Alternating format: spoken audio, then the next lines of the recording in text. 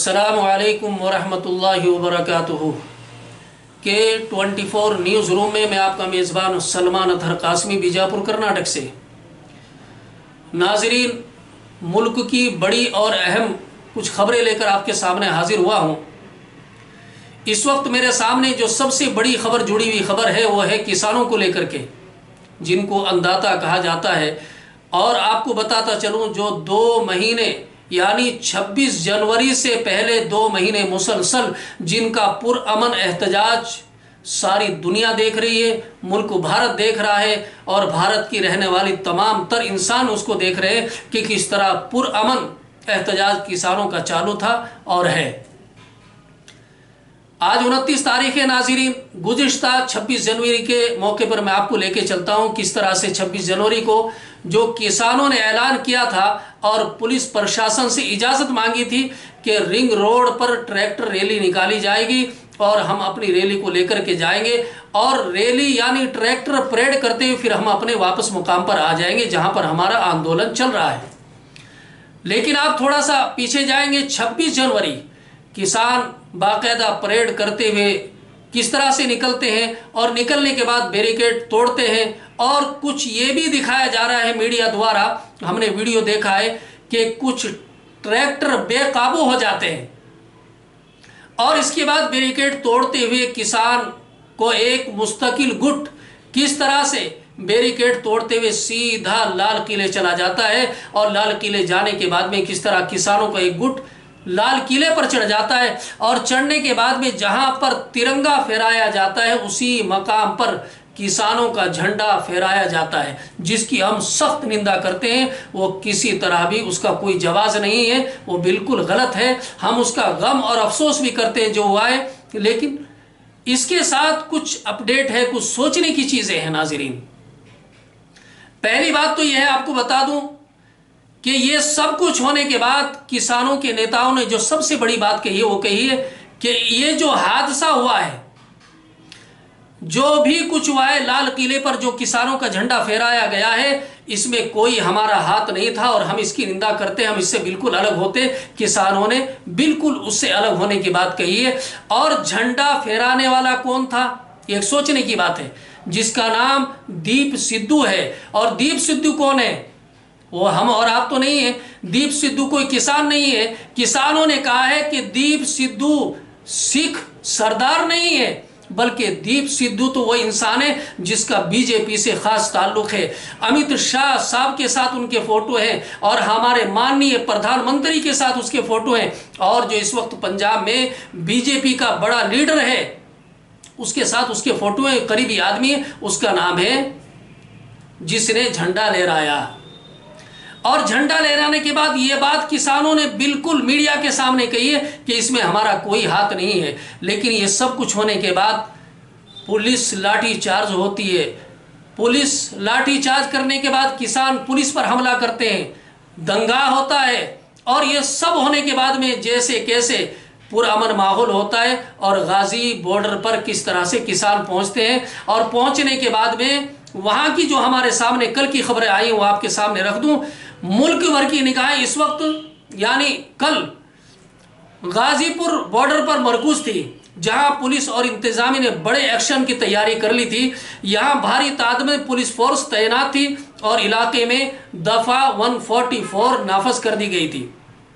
नाज़रीन, मुजाहिरीन को जाए एहतजाज से ले जाने के लिए बसें तक लगा दी गई थी। वहीं किसान लीडर राकेश टिकैत भूख हड़ताल पर बैठ गए थे।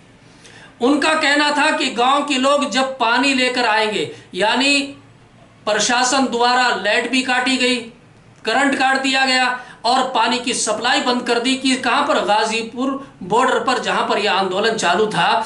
लेकिन राकेश टिकैत ने कहा जब पानी लेकर गांव वाले आएंगे तभी मैं पानी पीऊंगा। इसके बाद जराए के हवाले से इत्तला मिली है कि गाजीपुर बॉर्डर में धरने के मकाम पर बीजेपी के एमएलए और कुछ कार्यकर्ता वहां पर पहुंचे थे, जिनकी तादाद 300 बताई जा रही। वो पहुंचते हैं और उनका इरादा अच्छा नहीं होता है, ये रिपोर्ट हमारे पास आई है। ताहम किसानों का कहना है कि वो पुरअमन मुजाहिरा कर रहे हैं और उन्हें यहां से कोई नहीं हटा सकता है। ये अपडेट हमारे सामने। लेकिन आगे चल के आपके बता दूं कि जब ये माहौल कि चारों तरफ पुलिस प्रशासन होता है, चारों तरफ एक छावनी जैसा माहौल बना दिया जाता है, पीएसी लगा दी जाती है। इस माहौल को देख करके किसान खौफजदा होते हैं, रात भर नहीं सोते हैं कि नामालूम हमारे ऊपर कब और कैसे हमला हो जाएगा। इस सब को देखते हुए गाजीपुर बॉर्डर पर एहतजाज करने वाले किसानों के खिलाफ पुलिस की बर्बरियत को देखकर भारतीय किसान लीडर राकेश टिकैत की आंखों में आंसू आ जाते हैं और अपनी आंखों में आंसू जारी रखते हुए वो रोते हुए कहते हैं और अपने हुकूक के लिए लड़ने वाले किसानों को वो कहते हैं कि आज मारने की मुनज़्ज़म साजिश रची जा रही है। बॉर्डर पर संगीन हालात के पेश नज़र किसान लीडर राकेश टिकैत ने बड़ा ऐलान करते हुए कहा कि तहरीक खत्म नहीं होगी, अगर कवानीन वापस नहीं होंगे तो वो खुदकुशी कर लेंगे। यानी ये 3 कानून अगर वापस नहीं होंगे कृषि बिल, तो राकेश टिकैत ने कहा कि वो आत्महत्या कर लेंगे। किसान आज आत्महत्या के लिए तैयार है। इसके बाद टिकैत ने बॉर्डर पे भी भूख हड़ताल शुरू कर दी है। राकेश टिकैत ने कहा कि वो सरेंडर नहीं करेंगे और उनका धरना जारी रहेगा। राकेश टिकैत ने कहा कि लाल किले के वाक़ये के लिए जो भी जिम्मेदार हैं उनकी कॉल डिटेल निकाली जाए, उससे खुद ब खुद मालूम हो जाएगा कि लाल किले पर जिन्होंने बेहुरमती की है वो असल किनका मामला था और किन्होंने यह हादसा किया है।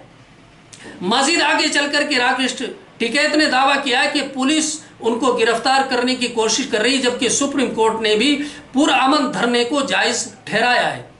आगे चल के राकेश टिकैत ने कहा है कि लफ्ज़ तशद्दुद यानी झगड़ा फसाद हमारे उसमें नहीं है, हम बातचीत से इस मसले का हल चाहते हैं। आपको आगे चल के बता दूं, उन्होंने कहा कि इंतज़ामिया अपनी चाल में कामयाब रही है और आगे चल के उन्होंने कहा है अपनी आंखों में आंसू रोते हुए, लेकिन आपको बता दें सरकार ने उनको जो नोटिस दिया है उस नोटिस को सामने रखते हुए राकेश टिकैत ने जो कहा है और प्रशासन ने उनके पासपोर्ट जब्त करने का अमल भी शुरू कर दिया है ताकि तशद्दुद का कोई भी मुलजिम मुल्क से बाहर ना जा सके। यानी जितने किसान नेता हैं इनके ऊपर केस हो चुका है और इनके पासपोर्ट वगैरह जब्त करने की भी कार्रवाई शुरू हो चुकी है ताकि ये कोई भी मुल्क छोड़कर बाहर ना जा सके। दिल्ली पुलिस ने मंगल के रोज होने वाले तशद्दुद के लिए मध्या पाटेकर, पूना सिंह, दर्शनपाल, राकेश टिकैत, राजिंदर सिंह यानी इन तमाम 37 किसान रहनुमाओं के खिलाफ FIR दर्ज की है।